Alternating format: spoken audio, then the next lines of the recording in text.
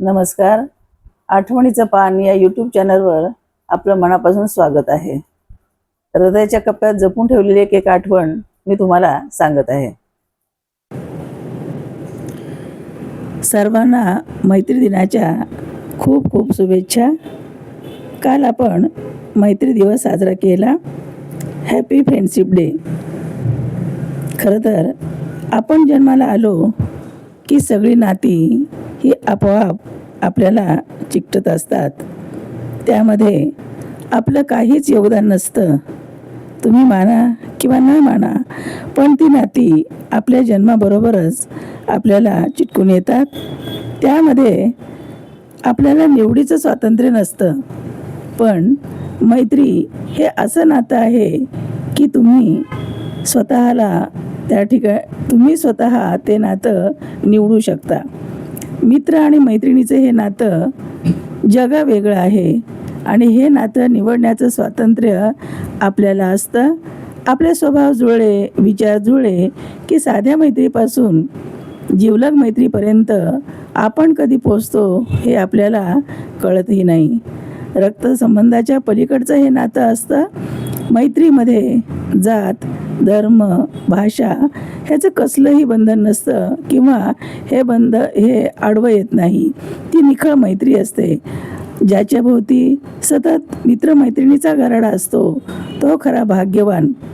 त्याच्या जीवनात सतत मित्राच्या रूपानं हिरवळ असते. मित्राच्या सहवासात असताना आपल्याला टेन्शन नावाचा आजार कधीच होणार नाही. सदाफुलीसारखा त्याचा चेहरा सतत हसरा असतो. बालपणाची मैत्री खरं तर निरागस असते. त्यात कसलाही स्वार्थ नसतो आणि जसं आपलं वय वाढत जातं तसं ही मैत्री परिपक्व होत जाते आणि मग आपलं एक वेगळंच अतूट नातं निर्माण होतं. मित्रामध्ये एक वेगळं भावविश्व फुलून येतं आणि मग यांच्या जीवनातील, मित्रमैत्रिणीच्या जीवनातील हा वसंतकाळ हा सुरू होतो. ही मैत्रीची जी भावना आहे ती पुरातन कालापासून आहे. आपल्याला माहीत आहे कृष्ण आणि सुदामा यांच्यासारखी मैत्री असावी. सुदामा हा गरीब होता तरी पण कृष्णाने त्याला कधीही तो गरीब आहे याची जाणीव करून दिली नाही. मैत्रीमध्ये गरीब श्रीमंत, उच्च नीच असा भेदभाव नसतो आणि त्याचाच आदर्श आपण घेत असतो. मैत्री ही फुलत जाते की ज्या ठिकाणी जिव्हाळा, प्रेम, विश्वास असतो. आपण आपल्या लहानपणी खूप सारे मैत्रिणी एकत्र खेळायचो, एकत्र भांडायचो, अभ्यासही करायचो. कधी शाळेमध्ये तर गंमत असायची. मला आठवतं की त्यावेळेला आम्ही शाई पेन वापरायचो आणि मग कधी लिखाण खूप असायचं आणि मग त्या पेनमधली शाई संपली की मग मैत्रिणीला म्हणायचं, मला 5 थेंब दे ना, मला 10 थेंब दे ना, मी उद्या तुला देईन. ती मैत्रिणीसुद्धा ते मोजून 10 थेंब 5 थेंब जे काय असेल ते द्यायची आणि मग दुसऱ्या दिवशी ते तिला 10 थेंब परत करायचे. पण ही 10 थेंबापर्यंत परत केलेली ही जी शाई आहे, ही शाई आपल्या आयुष्याचं खूप सुंदर चित्र रेखाटत होती. कारण हीच मैत्री अतूट होती. आता हसायला येतं पण त्यावेळची मैत्री ही खूप साधी आणि भाबडी होती. रविवारच्या दिवशी तर आमच्या मुलांसाठी म्हणजे सगळ्यांसाठी आत्तासुद्धा केक, त्या काळामध्ये असे टी व्हीचा जमाना नव्हता म्हणा आणि त्यामुळं सगळ्या मित्रमैत्रिणी आमच्या चाळीमध्ये एकत्र जमायचो आणि मग सायकलीची ज्या रिंग असतात म्हणजे टायर जे असतात ते टायर घ्यायचे आणि लांबपर्यंत एक हातात काठी आणि ते टायर फिरवत लांबपर्यंत आम्ही जायचो आणि मग एकेकाचा नंबर असायचा की त्या लिंबाच्या झाडापर्यंत जाऊन आला की दुसऱ्याचा नंबर. अशा पद्धतीनं खेळायचं. विटीदांडू आम्ही मुली असून सुद्धा खूप छान विटीदांडू खेळायचो, गोट्या खेळायचो आणि आमचा असा ग्रुप असायचा. तर त्याच्यामध्ये एक धमाल मस्ती असायची. खूप म्हणजे मैदानी खेळ ज्याला म्हणतो, असं तासन तास टी व्ही पुढं बसणं नाही किंवा गेम खेळणं नाही.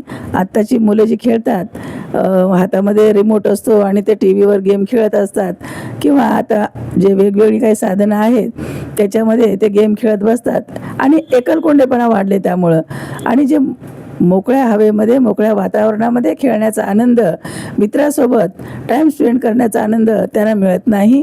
हे आता खरंच दुर्दैव वाटतं की मैदानी खेळ खेळल्यामुळं भावविश्व तर संपन्न होतंच, पण जी हसी मजाक असते, जो विनोद असतो, हा विनोद आपलं मन आणि शरीर असं म्हणजे तृप्त करत असतो. कारण त्या प्रत्येकामध्ये ही मैत्रीची भावना असते. प्रत्येक मूल हे बेभान होऊन खेळत असतं, मैत्री निभावत असतं आणि अगदी एक लिमलेटची गोळी मिळायची आणि ती मैत्रिणी एकच गोळी असेल तर ती दातानं फोडायची आणि दोघीमध्ये ती अर्धी अर्धी वाटून घ्यायची. याच्यामध्ये हायजिनिक वगैरे असं काय, अनहायजिनिक असं काही प्रकारच नव्हता. सुंदर म्हणजे मैत्रीचं नातं हे इतकं घट्टवीन होती की कधीही ती उसवली जायची नाही. आत्ताच्या मुलांना मात्र मित्र आहेत, पण ती आमची जी मैत्री होती त्या काळातली ही साधी भोळी भाबडी मैत्री होती आणि ती मैत्री आम्ही शेवटपर्यंत म्हणजे आयुष्याच्या मुली लग्न होऊन प्रत्येकाच्या घरी गेल्या त्यावेळेला दुर्दैव आमचं असं की फोन नव्हते त्या काळामध्ये आणि त्यामुळं एकमेकीचा नंबर घेणं हे काय झालं नाही आणि त्यामुळे बऱ्याचशा मैत्रिणी अशा आमच्यापासून दुरावल्या. पण कधीतरी गावी गेल्यानंतर जेव्हा त्या माहेराला येतात आणि अचानक जेव्हा गाठ पडते तेव्हा डोळ्यात आनंदाश्रू आल्याशिवाय राहत नाहीत. तर असं एका ठिकाणी मित्र हा आपल्याला खूप सुंदर कविता म्हणजे गीत आहे ते की मित्र हा वनव्यामध्ये गारव्यासारखा असतो आणि मी चुकले, मी हरले, मी जिथे सहज व्यक्त करता येते, कितीतरी वेळ, कितीतरी दिवस अडवून ठेवलेले डोळ्यातले पाणी, जिथे आयुष्यात जणू काय गळू लागते, समजून सांगणे नाही तर मनापासून ऐकणारे कोणीतरी दिसते. एक तरी ठिकाण प्रत्येकासाठी असते. मित्र आणि मैत्रिणीची व्याख्या दुसरी कोणतीच नसते. आपल्या विश्वासानं ज्याच्या खांद्यावर मान ठेवून विश्वासानं म्हणजे मनातलं दुःख सांडावं असा एकच खांदा, तो म्हणजे मित्रत्वाचा. प्राचार्य शिवाजीराव भोसले हे मैत्रीबद्दल काय म्हणतात ते सांगते तुम्हाला की ज्यांना मित्र असतील त्यांनी ते जपावेत, ज्यांना मित्र नसतील त्यांनी ते शोधावेत. मित्राशिवाय जगण्याची वेळ शत्रूवर सुद्धा येऊ नये. आपल्या तोडीचाच किंवा त्यापेक्षा थोडा वरचढ सेन्स ऑफ ह्युमर असणारा फ्रेंड सर्कल आपल्याला असणं ह्यासारखं दुसरं भाग्य नाही. आणि मारलेला एखादा पंच समजावून सांगायची वेळ येणं यासारखं दुर्भाग्य नाही. वयाच्या बंधनाला अमान्य करून वाह्यात पाना चालू ठेवला की बुद्धी ताजीतवानी आणि मेंदू हा क्रिएटिव्ह राहतो. एक दोस्त ने खूब लिखा है, मरने के बाद मुझे जल्दी ना जला देना, मरने के बाद मुझे जल्दी ना जला देना, मेरे दोस्तों को देर से आने की आदत है, मुझे जलाने से पहले मेरा दिल निकाल लेना, मुझे जलाने से पहले मेरा दिल निकाल लेना, कहीं दोस्त ना जल जाए जो दिल में बैठते हैं. इतकं सुंदर म्हणजे मित्राबद्दल त्यांनी लिहिलेलं आहे. खूप मनाला भावलं हे. तर आता सर्वांनाच ह्या मैत्री दिनाच्या पुन्हा एकदा शुभेच्छा देते आणि तुमची मैत्री अशीच वृद्धिंगत होत जाओ. आपले मित्र जपा, कारण मित्र म्हणजे आपल्या आयुष्यातली हिरवळ आहे आणि ही हिरवळ आपण जर जपून ठेवली तर आपलं आयुष्य, सगळ्यांचंच आयुष्य सुखाचं, समाधानाचं आणि आनंदाचं होईल. कारण आनंद हा एकट्यानं साजरा करण्यात मजा नाही, जेव्हा मित्र असतील तेव्हा खरं ती आनंदाची दिवाळी असते असं मला वाटतं. आणि म्हणून पुन्हा एकदा सर्वांना मैत्रीदिनाच्या खूप खूप शुभेच्छा. धन्यवाद. कथा संपली पण आठवण राहील. पुन्हा भेटूया अशाच एका नव्या आठवणीसह. व्हिडिओ आवडला असेल तर लाईक, शेअर आणि कॉमेंट करा.